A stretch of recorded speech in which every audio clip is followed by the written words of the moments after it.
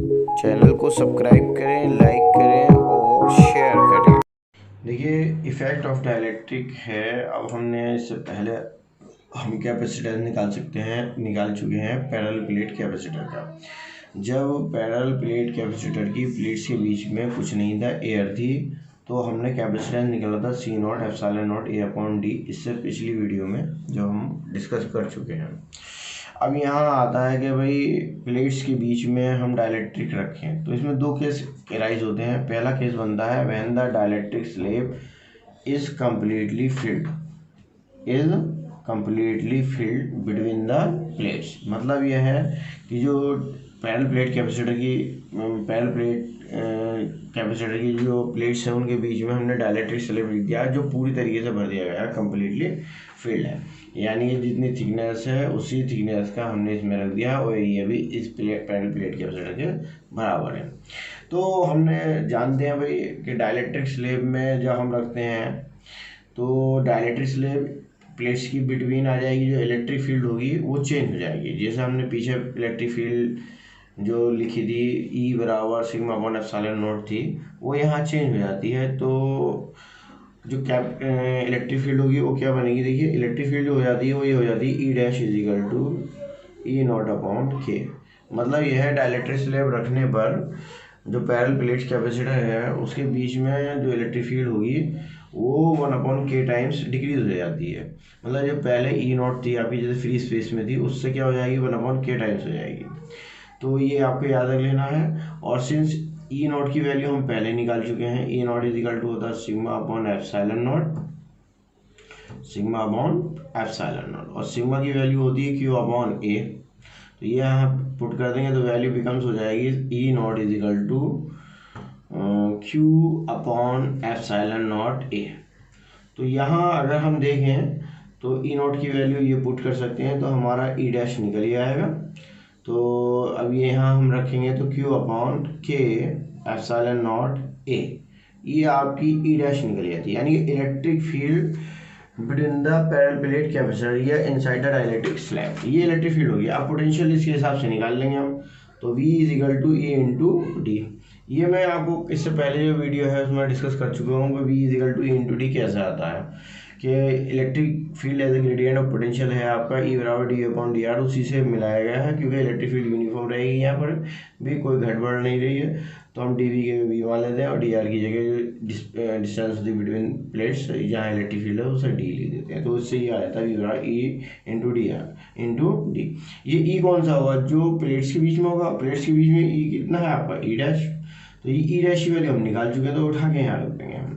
तो V is equal to E dash की value रखेंगे कि Q upon K epsilon nought A into D. ये आपकी V की वैल्यू निकल जाती है। अब हमें करना क्या है, हमें निकालना कैपेसिटेंस। तो कैपेसिटेंस होता है पैरेलल प्लेट कैपेसिटर का C इज इक्वल टू हो जाएगा Q अपॉन V। अब यहाँ हम क्या करेंगे भाई, Q ऐसे ही रहने देंगे, V की वैल्यू रख देंगे Q into D upon K epsilon nought A। Q से Q कैंसिल हो गया तो के एप्सिलॉन नॉट A ऊपर चला जाएगा, तो C इज इक्वल टू आ जाएगा आपका के epsilon nought A upon D.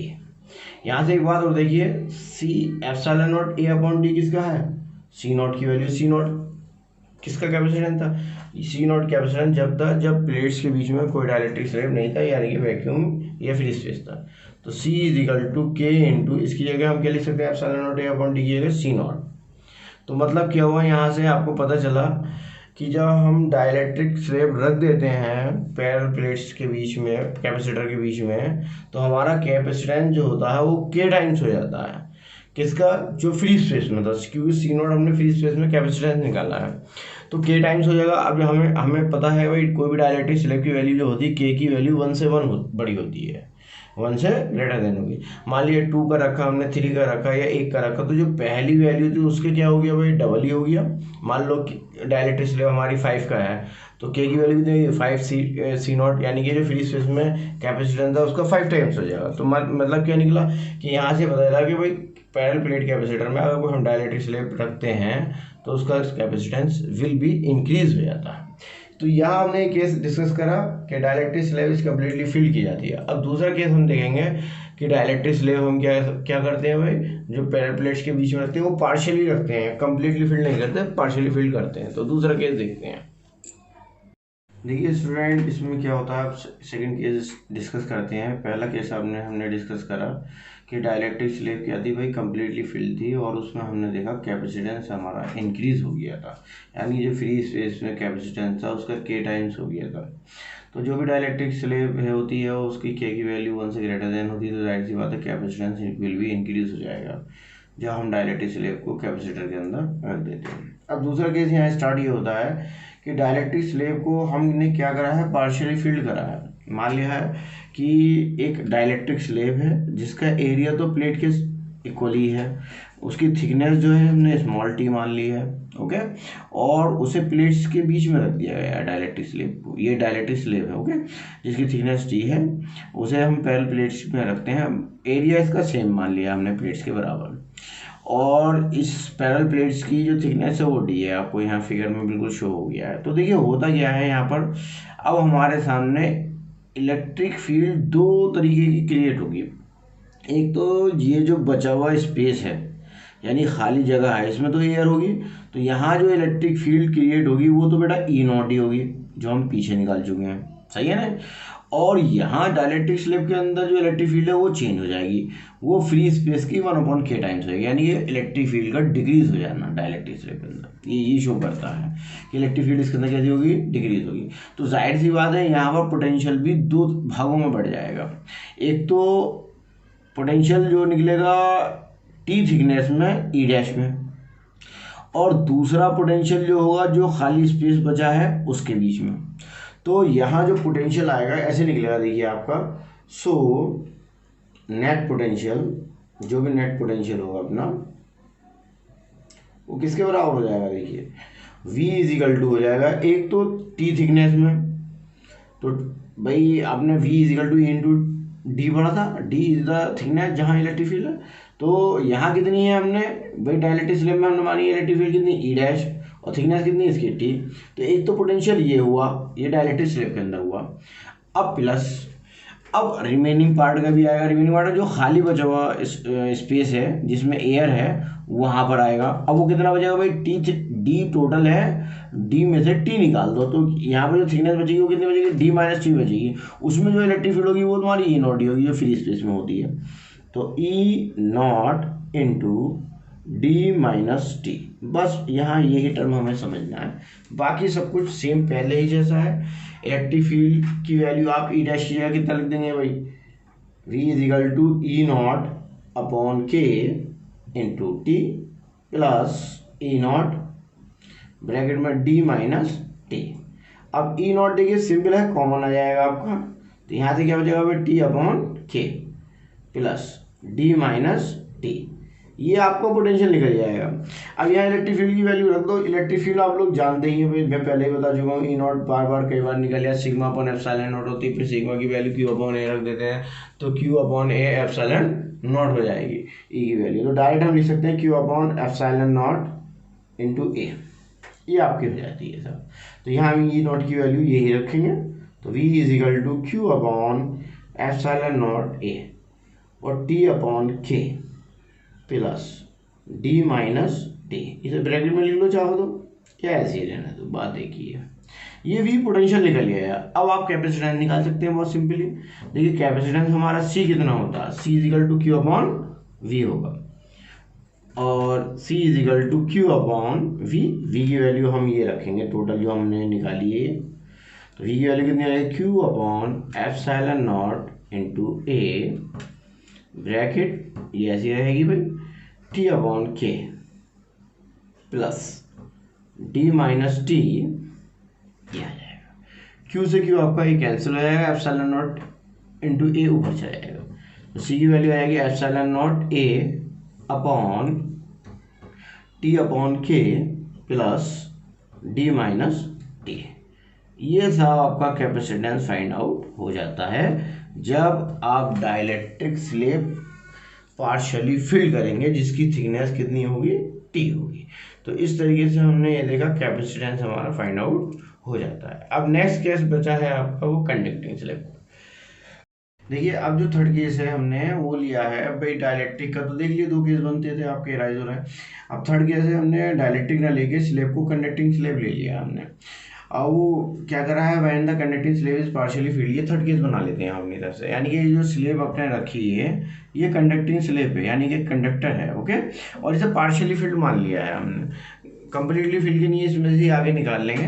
तो हमने कैसे करा है, जैसे पीछे करा था भाई, टी थिकनेस की एक कंडक्टिंग स्लेब ले ली जिसका एरिया तो सेम है पैरेलल प्लेट कैपेसिटर के, और थिकनेस उसकी टी है, वो हमने इसके अंदर प्लेस कर दी। अब यहाँ पर भी इलेक्ट्रिक फील्ड 2 पार्ट्स में डिवाइड हो जाएगी। एक तो बेटा जो खाली बचा हुआ स्पेस होगा वो फ्री स्पेस की होगा, उसमें फ्री स्पेस में इलेक्ट्रिक फील्ड हमने ई नॉट मानते चला रहा है, पीछे से ई नॉट है। और जो कंडक्टिंग स्लेब है कंडक्टर है, और कंडक्टर इनसाइड द कंडक्टर आप लोग जानते हैं इलेक्ट्रिक फील्ड 0 होगी। तो यहाँ इस कंडक्टिंग स्लेब जिसकी थिकनेस टी है इसमें इलेक्ट्रिक फील्ड कैसी होगी, फिर 0 होगी। तो जो पोटेंशियल होगा आपका नेट पोटेंशियल जो होगा केवल फ्री स्पेस में इलेक्ट्रिक फील्ड के रीजन में होगा, यानी कंडक्टिंग स्लेब के रीजन में यहाँ कोई पोटेंशियल आपका क्रिएट नहीं होगा। तो आप ये निकालेंगे, देखिए बहुत सिंपल है। सो अब ये सी नॉट मैंने इसलिए लिख दिया, ये फ्री स्पेस का कैपेसिटेंस है, जब इसमें कोई स्लेब नहीं रखी है तो उसका capacitance C not epsilon not A upon D होता है, ये याद रखना। तो सो नेट पोटेंशियल निकालेंगे हम। सो नेट पोटेंशियल कितना हो जाएगा, V is equal to E nought into, अब ये ई नॉट कितनी थिकनेस में है भाई, टी थिकनेस में तो आपकी ई थी जो 0 है कंडक्टिंग स्लेब के अंदर, और जो बचा हुआ वो कितना हुआ, डी में से टी निकाल दो, तो डी माइनस टी, यानी कि इतनी स्पेस में इलेक्ट्रिक फील्ड ई नॉट होगी। और अगर ये भी आप लिखना चाहें तो ई डैश इंटू टी लिख दें, ई डैश की वैल्यू बाद में आप इसे मान के ई डैश मान लें या ई मानकर 0 रख देंगे। तो इसलिए मैंने इग्नोर कर दिया, लिया नहीं है कि भाई इलेक्ट्रिक फील्ड यहाँ पर 0, तो यहाँ कोई पोटेंशियल नहीं होगा, सिर्फ पोटेंशियल जो होगा फ्री स्पेस में जो इलेक्ट्रिक फील्ड है उसके रीजन में होगा, वही आपका आएगा। अब ई नॉट की वैल्यू आप पहले ही निकाल चुके हैं, देखिए पीछे कई बार रिपीट हो गई है। E naught is equal to कितना होता है, sigma upon epsilon naught, sigma की वैल्यू रखेंगे क्यू अपॉन ए, तो ये कुल मिलाकर के ये आ जाती है Q upon epsilon naught into A upon A. ये आपकी वैल्यू यहाँ रख देंगे आप, v is equal to Q upon epsilon not A और d माइनस टी। यहाँ से आपका ये v निकल गया था, अब इजीली आप कैपेसिटेंस निकाल सकते हैं। सो कैपेसिटेंस कितना आएगा, c इज इक्वल टू होता है q अपॉन v। यहाँ से हम क्या करेंगे, c q upon v, v की वैल्यू यहाँ से उठा के रख देंगे, q upon epsilon nought a into D minus T, ये रख दिया हमने। q से q कैंसिल हो जाएगा बेटा, एप्सिलॉन नॉट ये a नीचे रहेगा, सॉरी एप्सिलॉन नॉट a ऊपर चला जाएगा, तो c इज इक्वल टू हो जाएगा epsilon nought a upon d minus T. ये इलेक्ट्रिक कैपेसिटेंस कब निकल के आया, जब हमारी कंडक्टिंग स्लेब पार्शियली फिल्ड है। अगर हम ये तो पार्शियली फिल्ड है तब निकल आया हमारा कैपेसिटेंस भाई टी थिकनेस की है। अगर हम ये मान लेंगे कंप्लीटली फिल्ड है, तो जब कंप्लीटली फिल्ड होगी तो पूरी जो टी है, जितनी टी है वो किसके बराबर हो जाएगी भाई, डी के।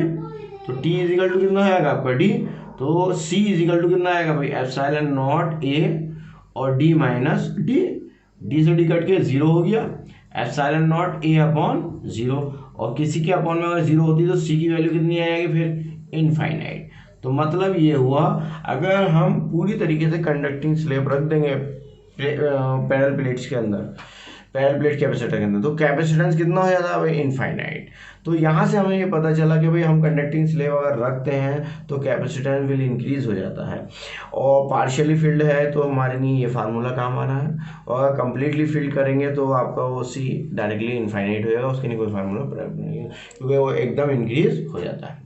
ये आपका साहब कैपेसिटेंस निकल गया। देखिए यहाँ पर हमने जो तीनों केस आपके जनरेटेड हो रहे थे वो तीनों केसों पे हमने डिस्कस करा कि डाइलेक्ट्रिक का, कंडक्टिंग स्लेब का या पार्शियली डाइलेक्ट्रिक क्या इफेक्ट पड़ता है कैपेसिटेंस पर, तो ये हमने यहाँ सीखा। अब इससे रिलेटेड आपकी बहुत सारी प्रॉब्लम जनरेटेड होंगी, कुछ आपकी थियोरेटिकल भी बननी है और कुछ न्यूमेरिकल भी बननी है, ओके। तो समझे, इसे आप लोग करें और मेरी वीडियो को लाइक एंड शेयर करें। जिन्होंने चैनल सब्सक्राइब नहीं करा अभी तक वो चैनल सब्सक्राइब कर लें, और ज़्यादा से ज़्यादा वायरल करें वीडियो को, अपने फ्रेंड में भेजें, क्योंकि इस टाइम बेटा कोरोना का चल रहा है, तो कोरोना की वजह से बच्चों की स्टडी नहीं हो पा रही, स्कूल क्लोज है, तो ये इस टाइम, क्योंकि मैं जो इस टाइम पढ़ा रहा हूँ वो according to the NCERT syllabus के सीक्वेंस के हिसाब से वीडियो जनरेट कर रहा हूँ। जैसे जैसे आपके टॉपिक हैं उसी हिसाब से वीडियो मैं पूरी तरीके से डाउनलोड करता चला जा रहा हूँ, आपको अपलोड करता चला जा रहा हूँ चैनल पर। मेरा चैनल जो है वसीम अंजुम स्टडी पॉइंट है, आप लोग लिंक शेयर कर लें, उसमें देखें जाके यूट्यूब पर। और आपको पूरी तरीके से पूरे सिलेबस की, पूरे कोर्स की एक एक करके डिस्क्रिप्शन से पूरी तरीके से कॉन्सेप्ट क्लियर करते हुए आपको वीडियो मिल जाएंगी सब पूरी। तो हमारा इसके बाद जो नेक्स्ट वीडियो आएगी उसमें आपको कैपेसिटेंस के कॉम्बिनेशन बताएंगे, जैसे कैपेसिटर्स कैसे कनेक्टेड किए जाते हैं सीरीज में, पैरेलल में कैसे निकाला जाता है, और energy stored in the capacitor. फिर आपका सेकंड चैप्टर NCERT का क्लोज हो जाएगा और 2 चैप्टर मिलके एक यूनिट आपकी ये कंप्लीट हो जाती है, जो पेपर में आपकी 8 मार्क्स की आती है। Okay bye.